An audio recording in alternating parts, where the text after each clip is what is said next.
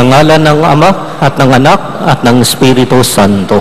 Amen. Ang pagpapala ng Panginoong Hesus, ang pag-ibig ng Diyos Ama, at ang pakikipagkaisa ng Espiritu Santo, naway sumainyong lahat.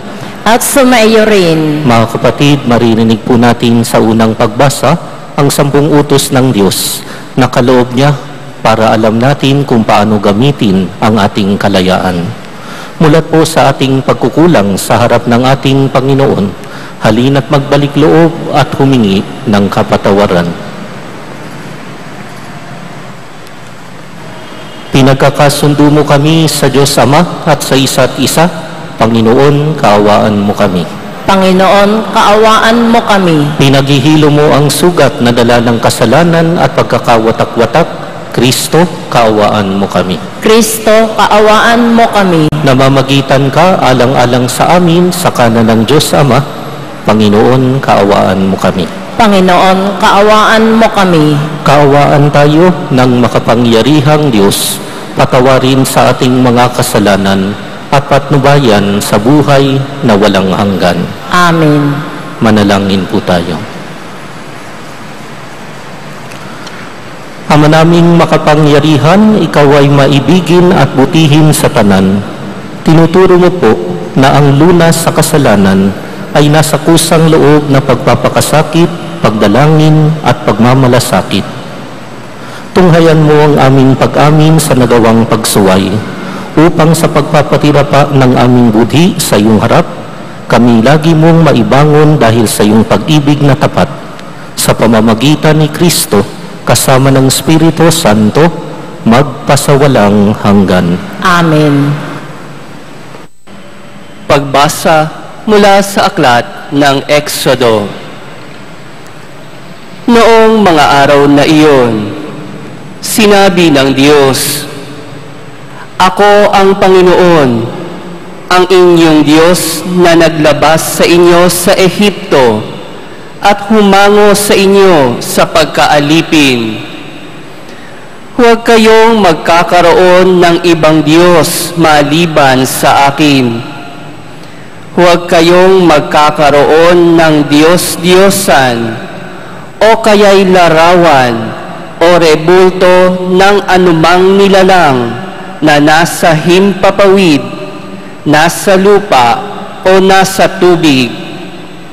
Huwag kayong yuyukod o maglilingkod sa alinman sa mga Diyos-Diyosang iyan, sapagkat akong Panginoon ay mapanibughuin.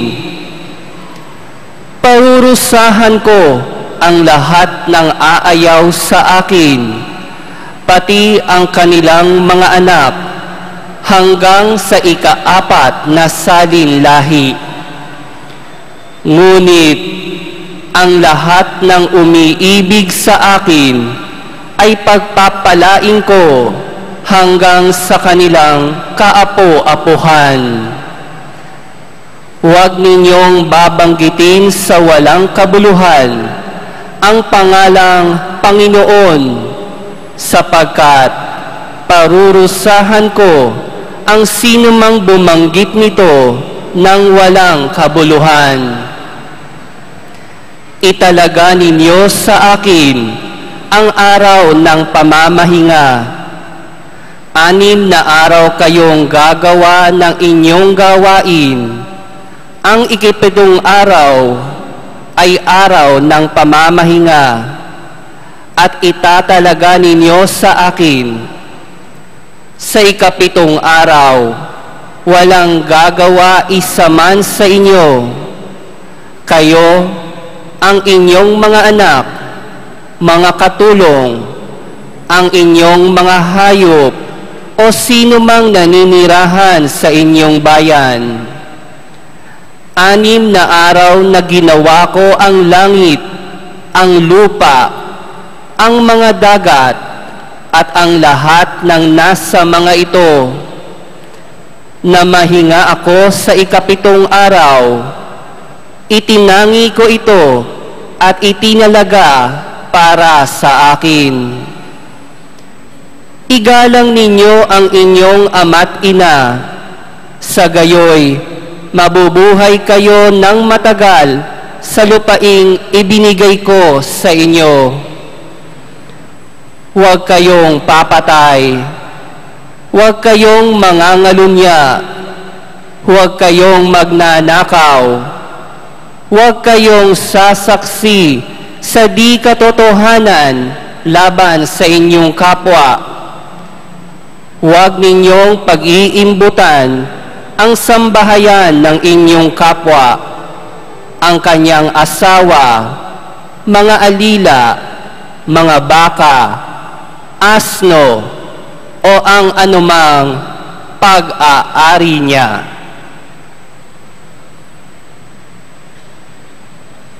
Ang salita ng Diyos. Salamat sa Diyos.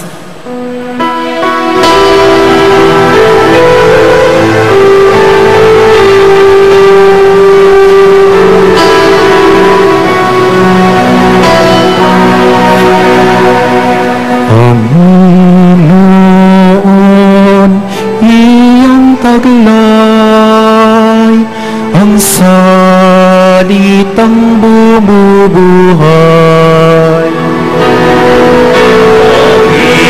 Panginoon, iyang taglay, ang salitang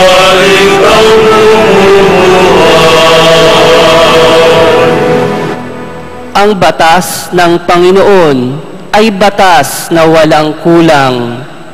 Ito'y utos na ang dulot sa tao ay bagong buhay.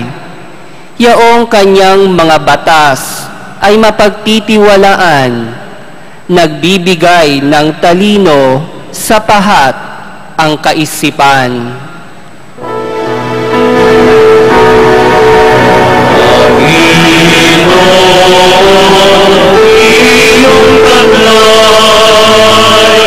ang salitang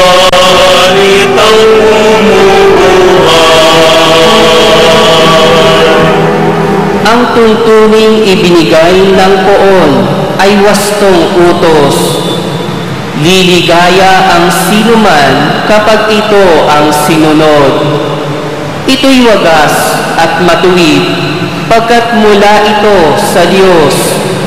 Pangunawa ng isipan, yaong bungang idudulot.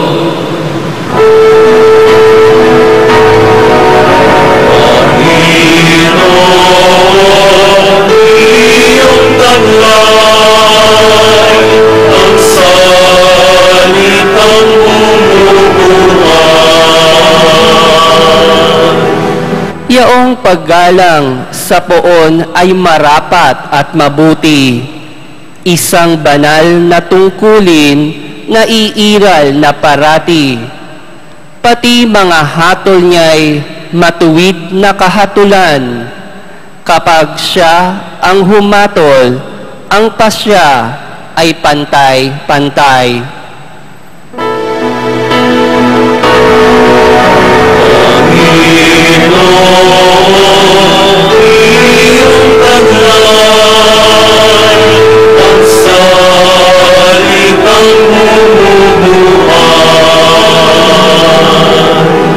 Ito'y higit pa sa ginto na maraming nagnanais, higit pa sa gintong lantay na ang hangad ay makamit.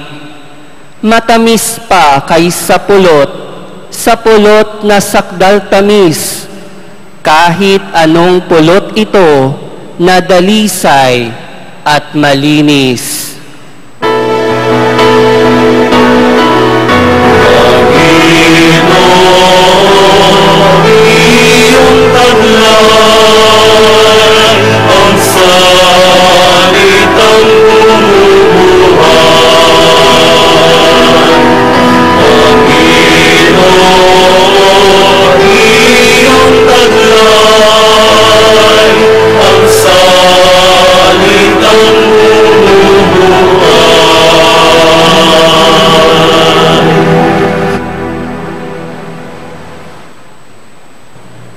Pagbasa mula sa unang sulat ni Apostol San Pablo sa mga taga-Korinto. Mga kapatid, ang mga Hudyo'y humihingi ng kababalaghan bilang katunayan. Karunungan naman ang hinahanap ng mga Griego. Ngunit ang ipinangangaral namin si Kristong ipinako sa krus, isang katitisuran sa mga Hudyo at kahangalan para sa mga Hentil. Subalit sa mga tinawag ng Diyos, maging Hudyo at Griego, si Kristo ang kapangyarihan at karunungan ng Diyos. Sapagkat ang inaakala nilang kahangalan ng Diyos ay karunungang higit kaysa lahat ng karunungan ng tao. At ang inaakala namang kahinaan ng Diyos ay lakas na higit sa lahat ng kalakasan ng tao. Ang salita ng Diyos. Salamat sa Diyos.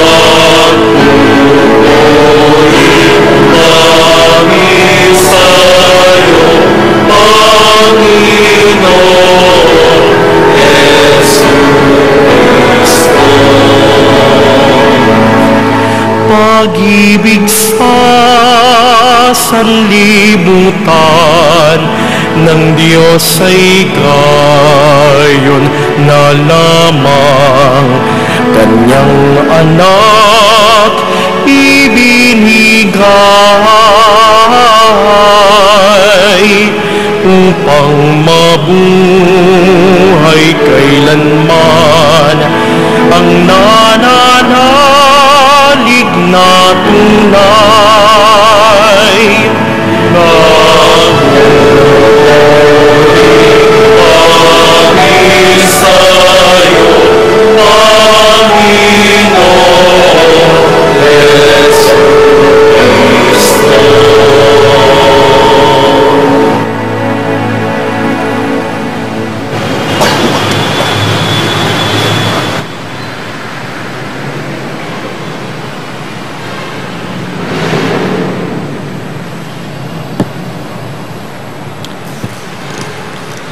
Sumainyo ang Panginoon. At sumaiyo rin. Ang mabuting balita ng Panginoon ayon kay San Juan. Papuri sa iyo, Panginoon. Malapit na ang Pasko ng mga Hudyo, kaya pumunta si Jesus sa Jerusalem. Nakita niya sa templo ang mga nagbibili ng mga baka, mga tupa at mga kalapati at mga namamalay ng salapi. Gumawa si Jesus ng isang panghagupit na lubid at pinagtabuyang palabas ang mga mangangalakal, pati mga baka at tupa. Sinabog ni Jesus ang mga salapi ng mga namamalit at pinagtataob ang kanilang mga hapag. Sinabi ni Jesus sa mga nagbibili ng kalapati, "Alisin ninyo rito ang mga yan. Huwag ninyong gawing palengke ang bahay ng aking Ama." Naalala ng kanyang mga alagad na sinasabi sa kasulatan, "Ang aking malasakit sa iyong bahay ay parang apoy na nag-aalab sa puso ko." Dahil dito'y tinanong siya ng mga Hudyo, "Anong tanda ang mabibigay mo upang patunayang may karapatan kang gawin ito?" Tumugon si Jesus, "Gibain ninyo ang templong ito at muli kong itatayo sa loob ng 3 araw."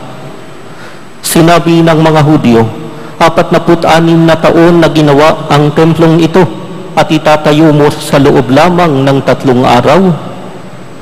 Ngunit ang templong tinutukoy ni Jesus ay ang kanyang katawan, kaya't nang siya'y muling mabuhay, naalala ng kanyang mga alagad na sinabi niya ito, at naniwala sila sa kasulatan at sa mga sinabi ni Jesus.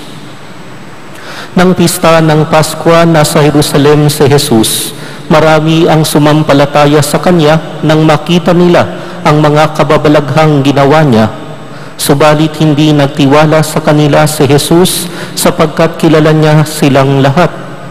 Hindi na kailangang may magsalita pa sa Kanya tungkol sa kanino man sapagkat talastas Niya ang kalooban ng tao. Ang mabuting balita ng Panginoon. Pinupuri ka namin, Panginoong Hesukristo. Sa unang pagbasa po, tayo po'y inaanyayahan ng Panginoon na sundan ang Kanyang 10 utos. Ito pong 10 utos na ito ay hindi para bagang ipinataw lamang na mabigat na bato upang pasanin natin, sapagkat sa katotohanan, ang 10 utos ng Diyos ay kaloob niya para sa atin. Regalo po ito ng Panginoon para alam natin kung paano natin gagamitin ang ating kalayaan. Kaloob ito ng Panginoon upang tayo po ay dahan-dahan makasunod sa Kanya at maunawaan ang mensahe ng Kanyang pagmamahal at ng Kanyang awa. Noong itinuturo po ng aming guro ang tungkol sa 10 utos sa seminaryo, ang sabi niya sa amin, pansinin ninyo kung paanong ang 10 utos ay binigay ng Diyos na nakapaloob sa isang kwento. At ang kwento na iyan ay kwento ng pagmamahal ng Diyos para sa atin.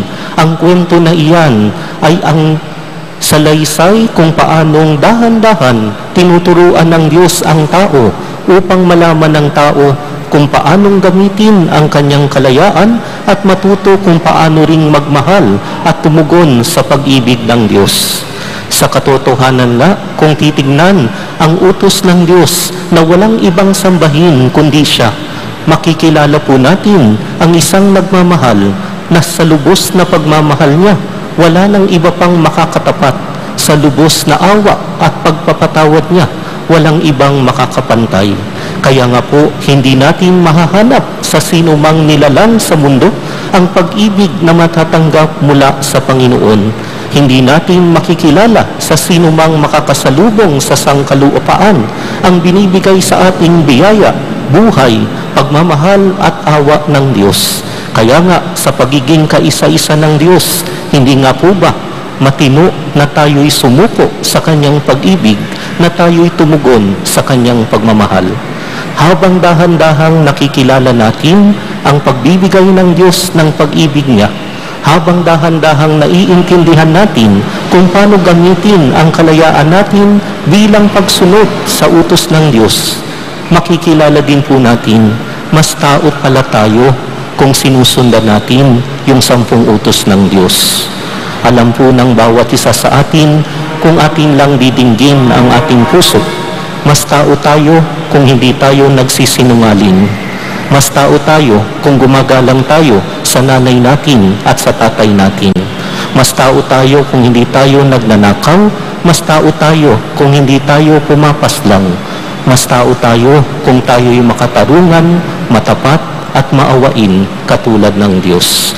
Kaya nga po, kung uunawain po natin ang utos ng Panginoon bilang regalo niya sa ating sangkatauhan, maiintindihan natin kung paanong dapat ang kwento ng buhay natin ipasailalim natin sa kwento ng pagmamahal ng Diyos. Sa ikalawang pagbasa po, pinapaalala sa atin ng sulat ni Apostol San Pablo kung paanong ang Panginoong Hesus na namuhay sa ilalim ng kalooban ng Kanyang Ama, kung paanong pinakita sa atin ng Poong Hesus Nazareno na posibleng mamuhay hanggang sa kamatayan na tumatalima sa mga utos ng Diyos. Kaya nga po, kung tayo'y kinakapos sa lakas, kung tayo po ay para bagang naghihingalo sa pagsunod sa mga utos ng ating Diyos, kailangang makipagkaibigan tayo kay Jesus. Kailangan po na magpatulong tayo kay Jesus, sapagkat ang Poong Hesus Nazareno ang malalapitan natin na kaisa natin. Siyang awa ng Diyos na nagkatawang tao ay siyang nagpakita rin kung paanong mamuhay sa ilalim ng awa ng Diyos. At sa atin pong pakikipag-ugnayan sa Kanya, makakayanan nating dahan-dahan matuto rin ng pagmamahal niya. Dahan-dahan tumugon sa pag-ibig niya para maipasa sa iba. At dahan-dahan tumubo ng pagiging mas malapit sa Kanya upang ang kapwa-tao po natin ay nailalapitin natin sa Poong Hesus Nazareno natin. Siguro nagtatanong po kayo, Father, bakit puro pag-ibig ang pinag-uusapan mo samantalang ang Ebanghelyo galit na galit ang Poong Hesus Nazareno? Pero sa katotohanan po, hindi po magagalit ang isang persona kung walang pag-ibig sa Kanya. Medyo po may kabalintunaan ang galit sapagkat ang galit ay nagpapakilala ng mahalaga o minamahal ng isang persona. Sa kaso po ng Poong Hesus Nazareno sa Ebanghelyo, nagalit siya sapagkat mahal na mahal niya ang tahanan ng kanyang ama. Nagalit siya sapagkat hindi naigagalang ang isang mahalaga sa kanya. Kung susuriin din po natin ang ating mga puso, nagagalit tayo sa mga bata kapag sila ay hindi lumalaki ng tama, kapag sila ay may kailangang matutunan. Kaya nga po magandang ipaalala sa mayroong mga pinapalaki pa na huwag kayong matakot na kagalitan ang mga anak na inyong pinapalaki sapagkat ang pagpapaalala po sa kanila ay pagpapakila ng pag-ibig ninyo sa kanila. Katulad ng pinakita ni Jesus ang pag-ibig niya sa Ama, kaya siya nagalit sa loob ng templo ng Diyos. Tayo rin po sa loob ng tahanan, yung pagiging maalalahanin, yung pagiging mapagmahal ay napapakita rin sa paminsan-minsang pagpapaalala sa mga bata sa galit na nagpapakita ng pagmamahal. Hindi po natin sinasabi na kapag galit kayo ay mambugbog kayo o gumawa ng karahasan. Hindi po yun. Kundi ang galit po sa tamang timpla nito, sa tamang paraan nito, sa halip na maging mapangwasak, pagpapakita pa ng pag-ibig ng Diyos. Kaya nga po, sa katotohanan, ang pagtalikod po sa 10 utos ng Diyos, tayo rin po ang nawawasak, tayo rin po ang nasisira. Kaya nga po ang kasalanan ay kinagagalit ng Diyos. Kaya nga po ang kasalanan ay hindi tinatanggap ng ating Panginoon. Bagkus, kung may kasalanan tayo, ang Panginoon mismo ang nag-aanyaya sa atin. Nais niya tayong patawarin at magbalik loob sa Kanya. Kaya nga po, kung tayo sa panahon ngayon ng Kwaresma ay hindi pa po nakakapagkumpisal, maganda pong lapitan natin ang awa ng Diyos sapagkat bumubuhos yan para sa atin at sa puntong natanggap natin ang kapatawaran ng Diyos, ang kasalanan na kinagagalit niya sapagkat sarili natin ang nawawasak dahil doon, tatanggalin po natin at sisikaping hindi na uulitin. Ito po yung hiwaga ng awa ng Diyos kung bakit binigay sa atin ng 10 utos.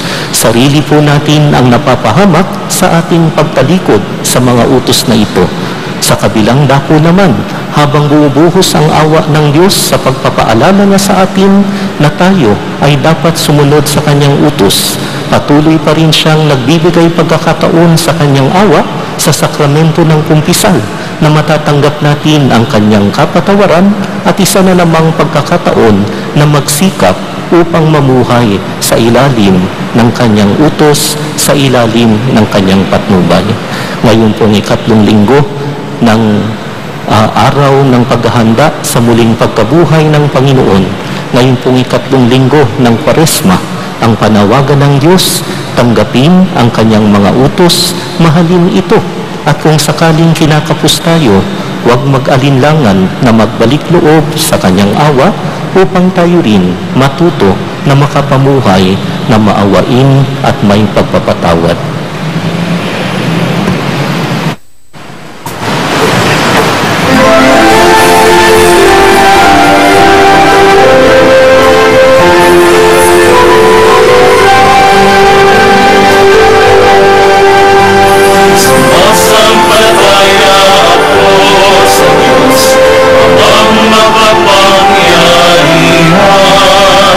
Sa lahat na may gawa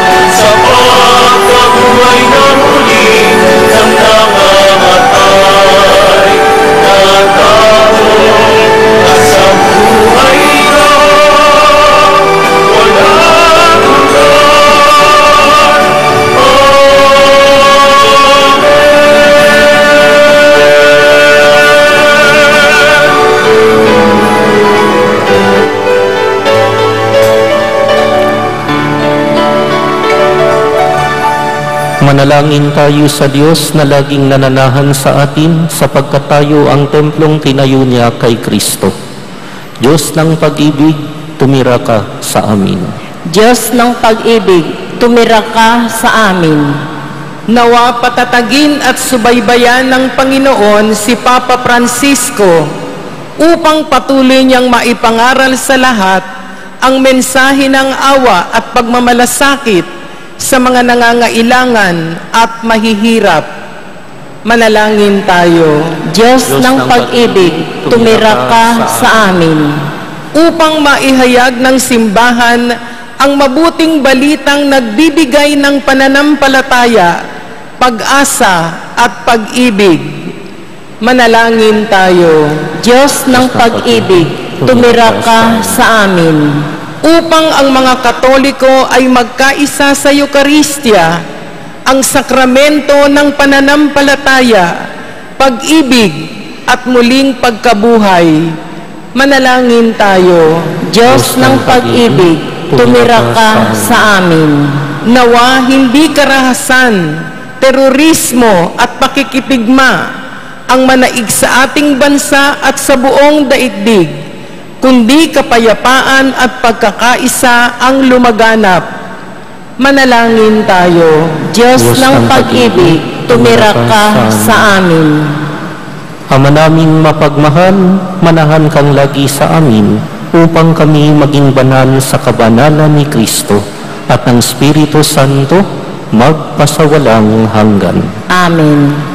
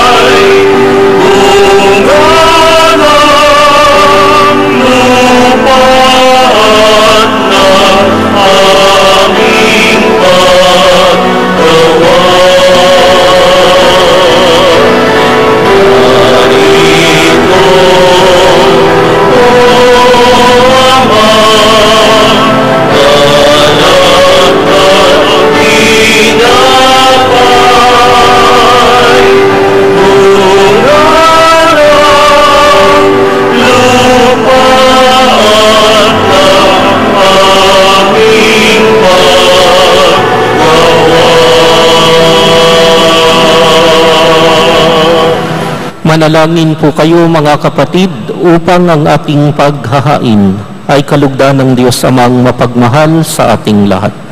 Tanggapin nawa ng Panginoon itong paghahain sa iyong mga kamay sa kapurihan niya at karangalan sa ating kapakinabangan at sa buong sambayanan niyang banal.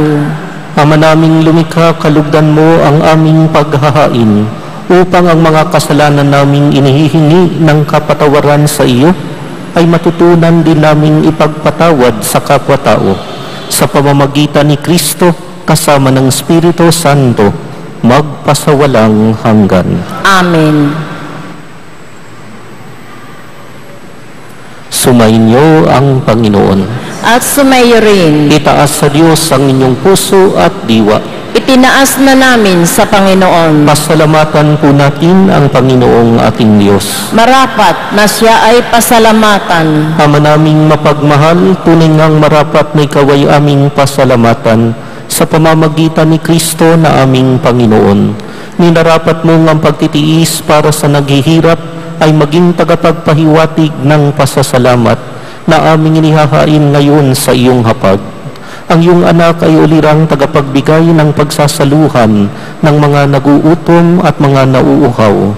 Sa pagsunod po namin sa giliw mong anak, ang pagkamaawain mo ay aming ginaganap upang ang pag-iimbot ay mapawing lahat sa aming ugali at gawaing binabalak.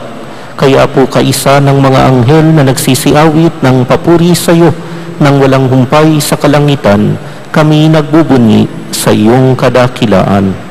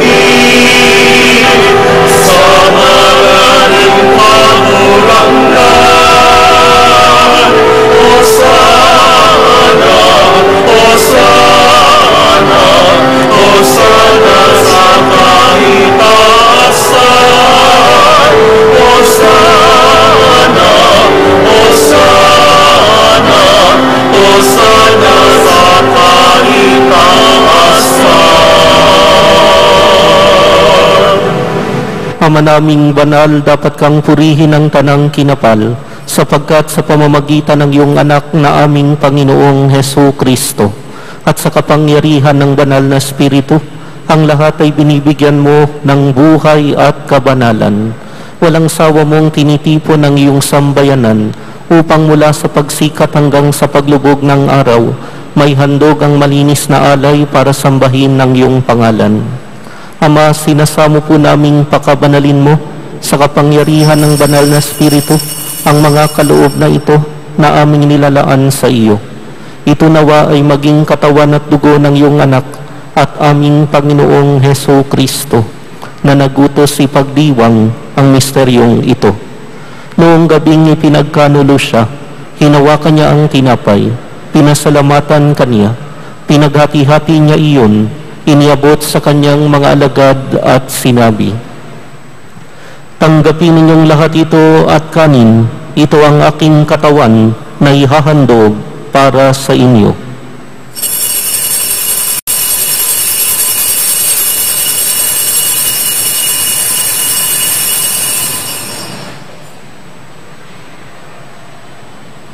Gayun din naman noong matapos ang hapunan, hinawakan niya ang kalis, muli kanyang pinasalamatan.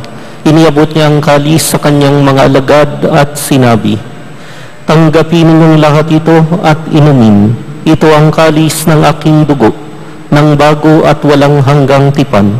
Ang aking dugo na ibubuhos para sa inyo at para sa lahat sa ikapagpapatawad ng mga kasalanan. Gawin ninyo ito sa pag-alala sa akin."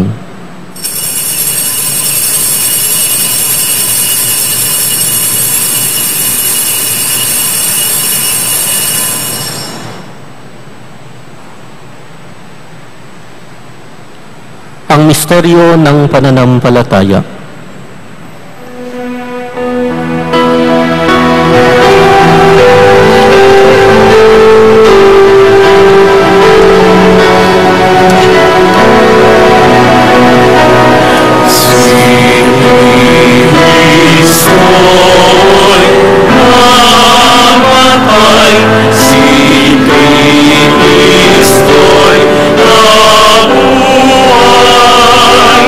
Si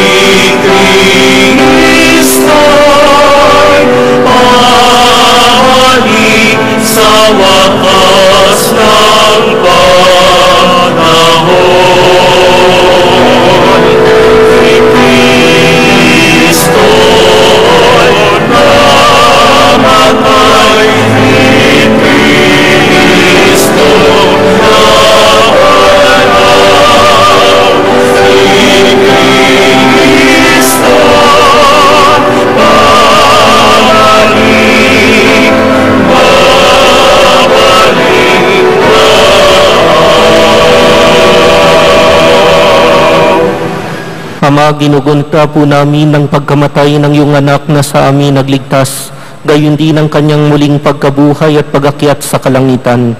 Samantalang ang kanyang pagbabalik ay pinananabikan, kaya bilang pasasalamat ngayon aming niaalay sa iyo ang buhay at banal na paghahaing ito. Tunghayan mo ang handog na ito ng iyong simbahan. Masdan mo ang iyong anak na nag-alay ng kanyang buhay upang kami ay pagkasundo sa iyo. Loobin mong kaming magsasalo-salo sa kanyang katawan at dugo ay mapuspos ng Espiritu Santo at maging isang katawan at isang diwa kay Kristo. Kami nawa ay gawin niyang handog na habang panahong nakatalaga sa iyo. Tulungan nawa niya kaming magkamit ng iyong pamana, kaisa ng Ina ng Diyos ang mahal na Birheng Maria, ng kabiyak ng puso niyang si San Jose, kaisa ng mga apostol, mga martir, ni na Santa Perpetua Felicidad, at kaisa ng lahat ng mga banal na aming inaasahang laging nakikiusap para sa aming kapakanan.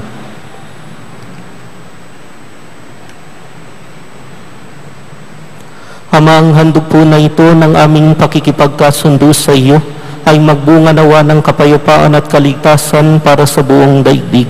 Patatagin mo po sa pananampalataya at pag-ibig ang iyong simbahang naglalakbay sa lupa.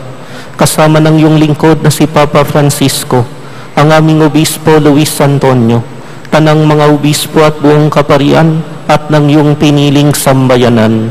Dingin mo po, Ama, ang kahilingan ng iyong angkan na tinipon mo ngayon sa iyong harapan. Amang maawain, kupkupin mo po at pag-isahin ng lahat ng iyong mga anak sa bawat panig at sulok ng daigdig. Kaawaan mo at patuloyin sa iyong kaharian ng mga kapatid naming yumao at ang lahat ng lumisan na sa mundong ito na nagtataglay ng pag-ibig sa iyo. Kami po ay umaasang makakarating sa iyong piling at sama-samang magtatamasa ng iyong kaningningang walang maliw, sapagkat aming masisilayan ng iyong kagandahan sa pamamagitan ng aming Panginoong Hesu Kristo na siyang pinagdadaanan ng bawat kaloob mo sa aming kabutihan. Sa pamamagitan ni Kristo, kasama niya at sa Kanya, ang lahat ng parangal at papuri ay sa iyo, Diyos Amang makapangyarihan, kasama ng Espiritu Santo, magpasawalang hanggan.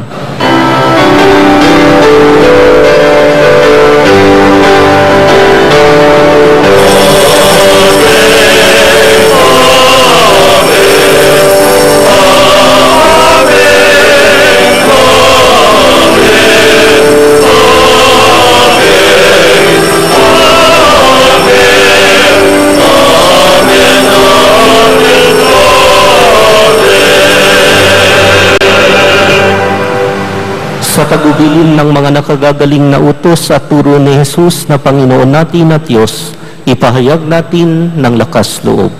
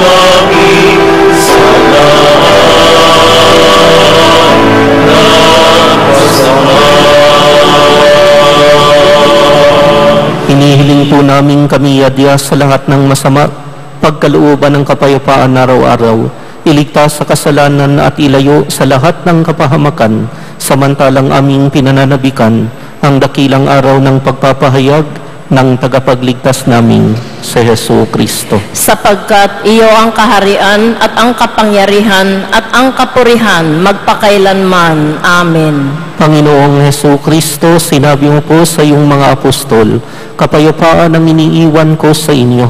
Ang aking kapayapaan ang siyang binibigay ko sa inyo. Tunghayan mo pong aming pananampalataya at wag ang aming mga pagkakasala. Pagkalooban mo kami ng kapayapaan at pagkakaisa, ayon sa iyong kalooban, kasama ng Espiritu Santo, magpasawalang hanggan.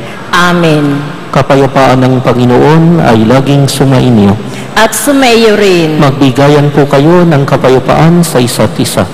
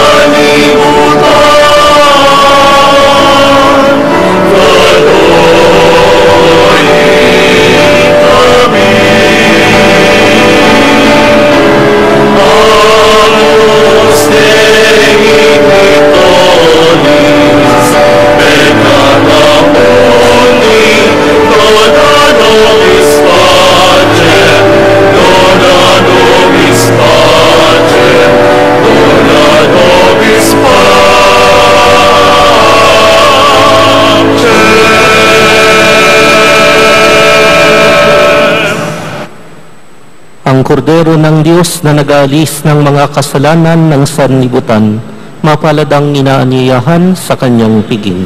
Panginoon, hindi ako karapat-dapat na magpatuloy sa iyo, ngunit sa isang salita mo lamang ay gagaling na ako.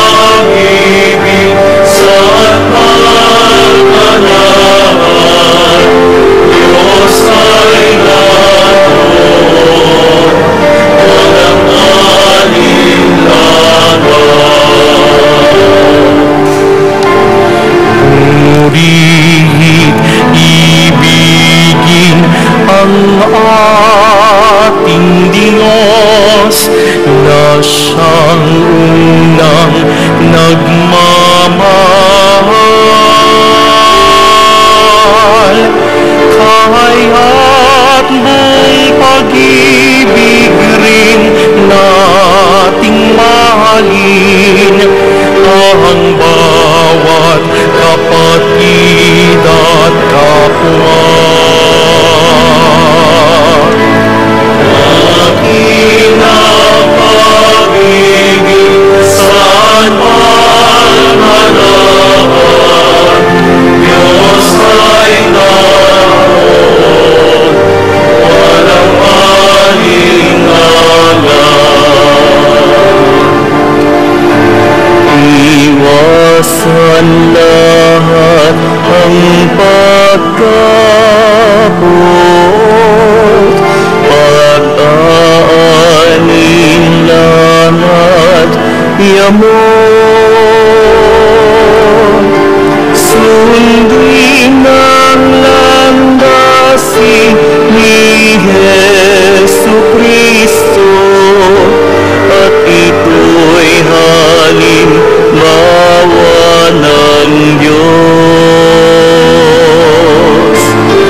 Dakilang pag-ibig saan man manahan, Diyos ay naroon, walang alingalan.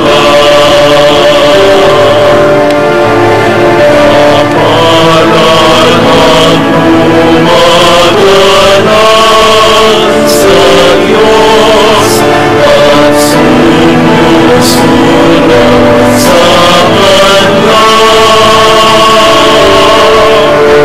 Nakamasaling na ang Kanyang biyaya at palaging siyang niligaya.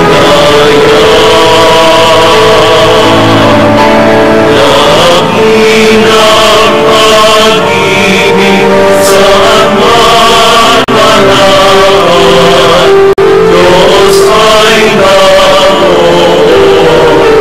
walang alingalan.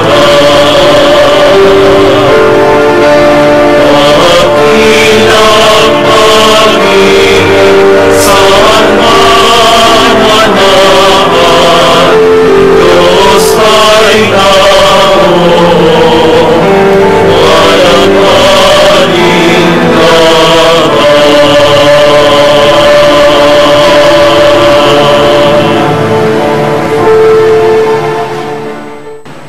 Manalangin po tayo. Ama naming mapagmahal, sa pakikinabang namin sa iyong banal na piging, pinagsalu-saluhan namin ng bigay mong pagkain. Ang ginaganap po namin ngayon sa pagdiriwang ay lubos nawang mangyari sa gawain namin araw-araw. Sa pamamagitan ni Kristo kasama ng Espiritu Santo, magpasawalang hanggan. Amen. Sumainyo ang Panginoon. At sumayo rin. Yumuko po kayo at hilingin ang pagbabasbas ng ating Diyos. Mahal na poong Jesus Nazareno, pinahayag mo sa pamamagitan ng krus ang walang maliw na pag-ibig ng Diyos sa sanlibutan. Pakinggan mo ang kahilingan ng iyong mga anak na nagsusumamo sa iyo. Makantanawan nila ang iyong tugon at tanggapin ang kasagutan ng may utang na loob na tinatanaw. At sa pamamagitan ng bendisyong ito, naway maalala nilang pangako nila noon sa binyag, na ikaw lamang ang kanilang iibigin at paglilingkuran bilang Panginoon, magpasawalang hanggan. Amen. Pagpalain kayo ng mapagmahal nating Diyos, Ama at Anak at Espiritu Santo. Amen. Tapos ng ating misa, humayo kayong mapayapa. Salamat sa Diyos.